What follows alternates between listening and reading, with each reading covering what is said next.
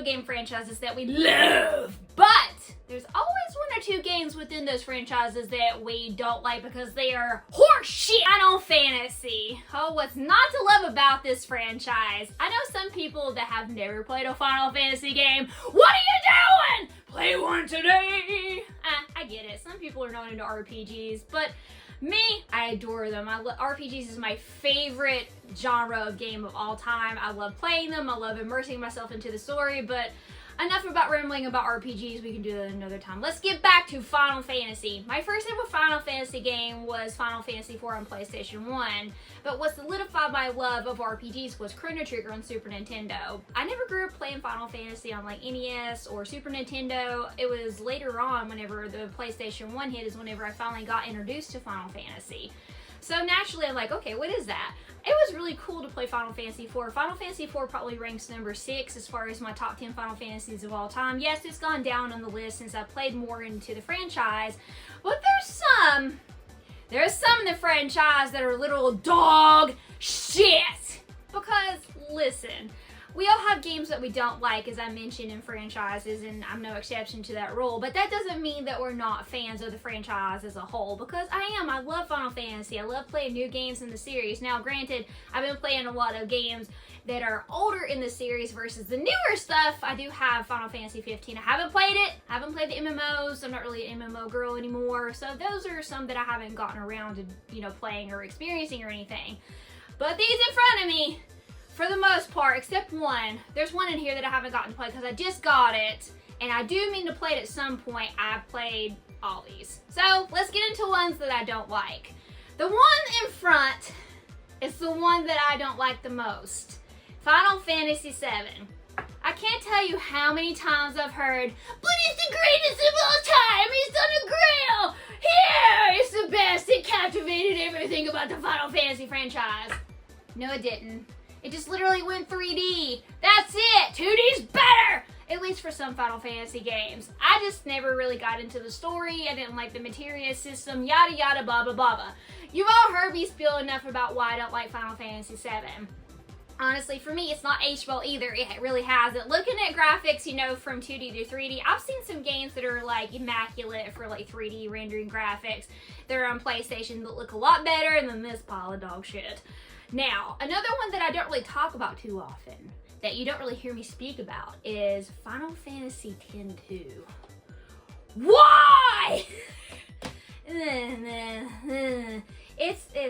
didn't really care for that one. 10's fine, except for Blitzball. I'm not a Blitzball fan. No, I'm not a fan of Blitzball. It's annoying, but 10 was okay. But going back to 7 for a minute, I'm one of those people that is willing. You'll find out again on this list that I'm willing to have an open mind and try new entries in the franchise if it's a remake of one I don't like. And I did. I tried the Final Fantasy VII remake for PS4. And did it change my mind? Why, hell no it didn't. I still can't stand this piece of dog shit. Bye! I can't. I tried it. It wasn't for me. The Hell House was fun. I will admit that. But that was it. I streamed the entirety of that game. I'm like, I still feel the same. I do. Nothing's changed about it. And there's some actually, I take that back. There are a couple of games that I haven't played. They're in front of me right here. But there's still a lot of stuff in the franchise that I need to explore to actually see if I like it or not. And that's the good thing about having a huge franchise that you love, is because you're always exploring new options and opening doors to actually see if you like something or if you don't. So don't let people tell you that you're not a fan of something just because you don't like one or two games in the franchise, or you don't like their favorite game, because you are still a fan. And going back to the ones that I mentioned, I haven't played Crisis Core. I still need to play that. I have Dirge of Cerberus I just picked up. I've never played that before. Now, another one that I don't care for. I've not played this version. I've not played Final Fantasy Tactics on PSP. I don't know if it's any different from the PS1 version or the advanced version. I have no idea, so I might try this out at some point. I don't know, but I'm not a tactical RPG fan. But as I've said previously, I'm trying to kind of change that a little bit. The other one that I've not actually given a try would be Origins. I recently just picked this up. And funny that I mentioned Final Fantasy, I still never did beat the one on NES. The very first one, I had a friend's copy. I was borrowing it, and I never beat it. So, need to go through and play these two and give them a shot. My friends are my power!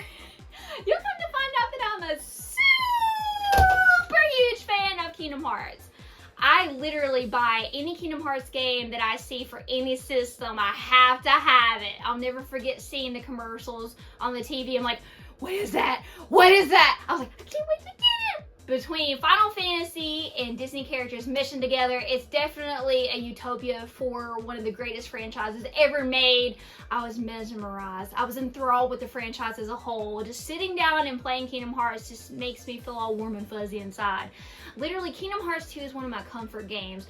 Kingdom Hearts 2 got me through so many times whenever I was a teenager, going through transitioning as far as like, you know, adulthood from teenage to adulthood, and it got me through a lot of things. And it was always what I turned to if I needed something, you know, for comfort or something to just immerse myself in from reality for a while. And it's still my favorite Kingdom Hearts game of all time. But even Kingdom Hearts has games within the franchise that I don't like. And one of them is in front of me right now, and it's the one that I don't like the most. And that's Kingdom Hearts. Blasphemy! Apparently I can't say anything without it falling over. That's okay, we'll get it. We'll pick it up. Kingdom Hearts 3. I can't tell you how long I waited for this to drop. How many fans were so excited when we finally heard it was coming out. This was the last midnight release that I remember going to. So many people gathered at GameStop, Keyblades, shirts on. All of us were hyped for the game. I was so excited after over 10 years, we finally get this. I loaded it up. I literally started to cry because I was so excited to play this. That's how much of a fan I am. And when I played it and I beat it, I felt empty.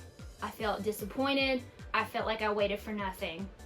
This game is a major disappointment for me in the franchise, so I told myself I'm not going to get overhyped. I wasn't really overhyped for this one because we waited so long for it, but I was still excited. I refused to get as excited for Kingdom Hearts 4 as I did with this, because I just don't want to be let down again, because this game is so empty.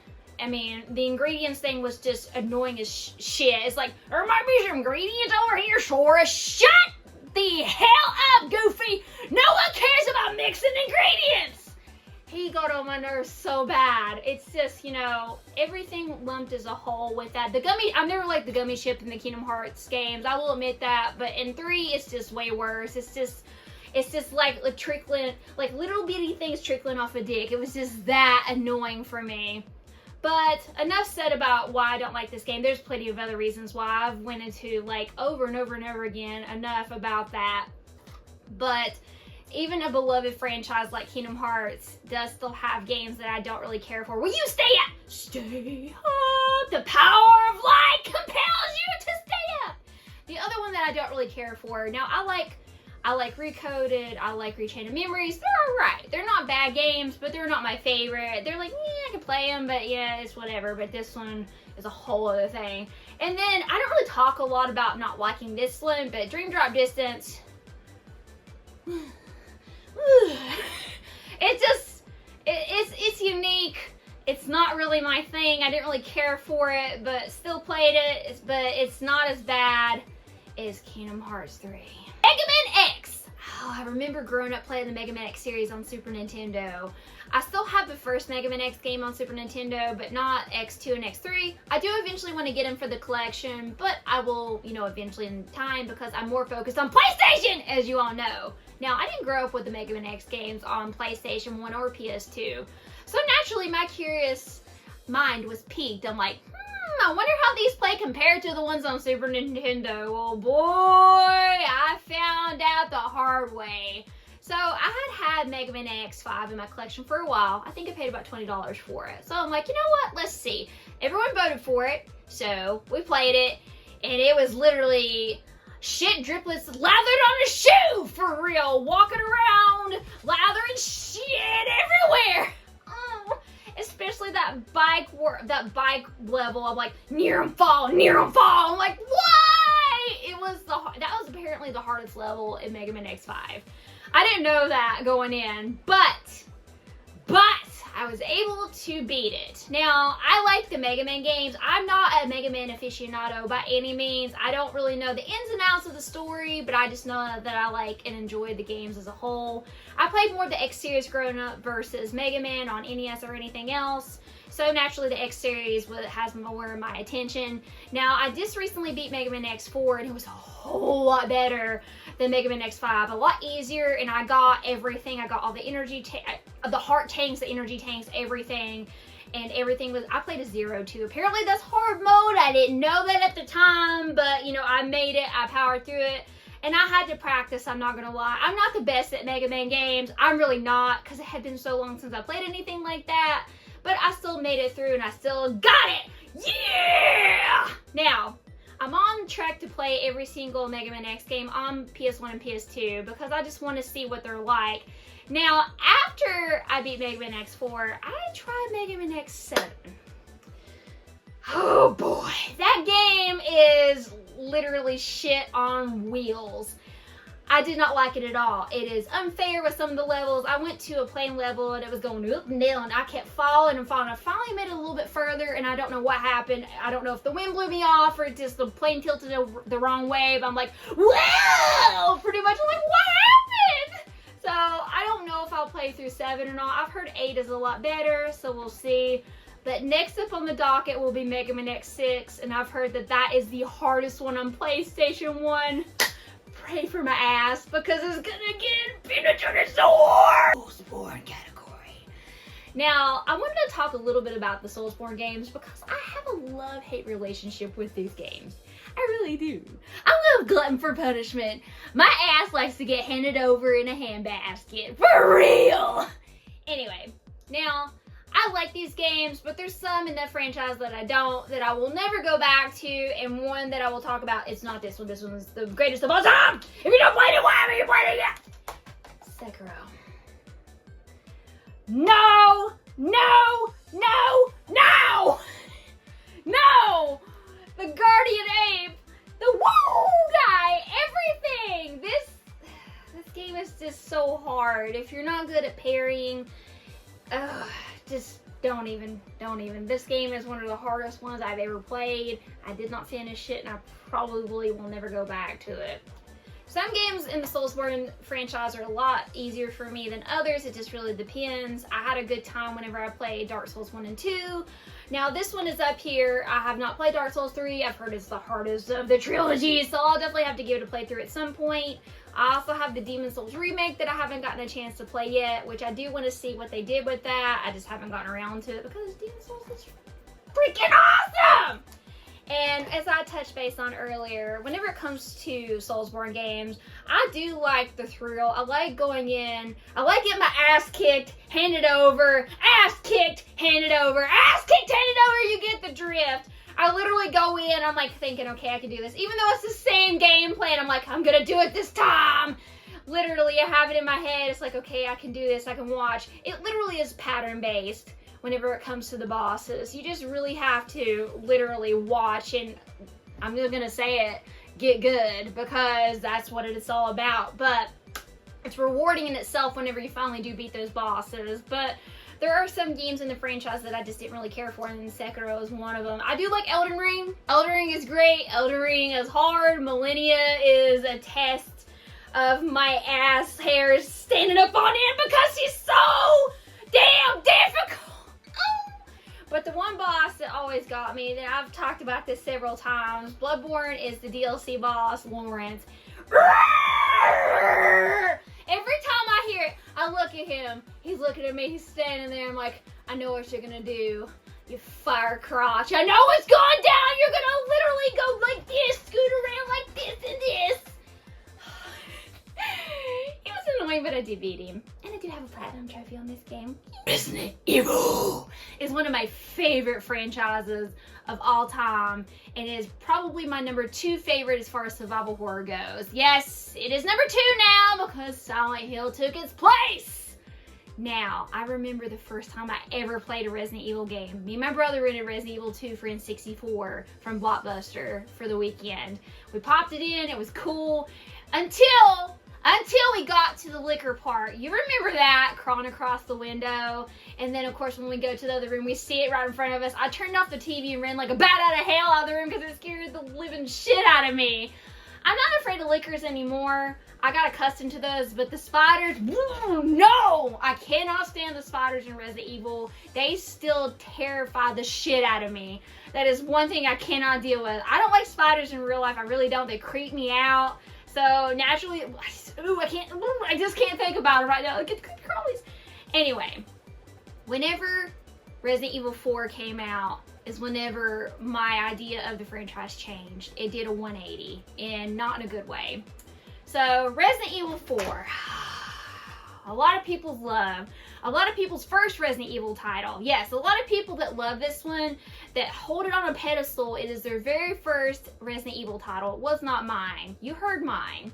So being a veteran player, yes, I consider people that play Resident Evil, the originals, veteran players. So we know what we're getting into whenever it comes to survival horror for this series. A lot of us, including myself, whenever we first got this game, we were really excited. And when we played it, we're like, what is this shit? It literally went action-oriented. It's an escort mission. It feels like a campy B movie. I don't like playing Tetris with my inventory. I don't like the over-the-shoulder aspect. I literally played this the very first time on GameCube. I remember getting it. And I was really hyped for it, and man, it disappointed the shit out of me. It really did. I played it on the Wii. I played it on PS2 as well. I even PS4. And over the years, it still has not changed my mind about this dumpster fire of a piece of shit drip game that is Resident Evil. Ah! And since then, I've not liked really any Resident Evil titles. I really haven't. I mean, 5 and 6. They're their own cluster shit, for real. They just have their own things that I don't like about them. 6 is just a mess, and 5, punching a boulder, really? Not my thing.